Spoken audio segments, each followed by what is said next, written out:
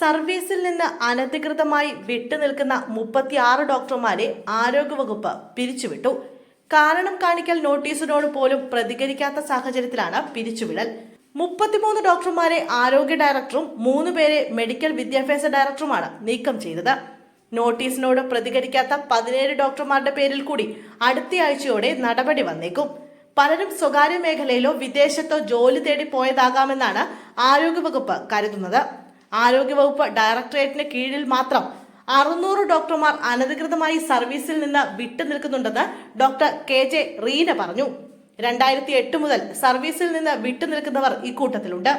Junior consultant, assistant surgeon, casualty medical officer തുടങ്ങിയ തസ്തികയിലുള്ളവരെയാണ് പുറത്താക്കിയത്. ഡോക്ടർമാരടക്കം 333 പേരാണ് മെഡിക്കൽ വിദ്യാഭ്യാസ ഡയറക്ടറേറ്റിന് കീഴിലുള്ള മെഡിക്കൽ കോളേജുകളിൽ നിന്ന് വിട്ടുനിൽക്കുന്നത്. 291 പേർക്ക് കാരണം കാണിക്കൽ നോട്ടീസ് നൽകി. ഡോക്ടർമാരുടെ കുറവ് പരിഹരിക്കാൻ PSC അഡ്വൈസ് ചെയ്ത 114 പേർക്ക് ആരോഗ്യ ഡയറക്ടർ കഴിഞ്ഞ ദിവസം നിയമന ഉത്തരവ് നൽകിയിരുന്നു.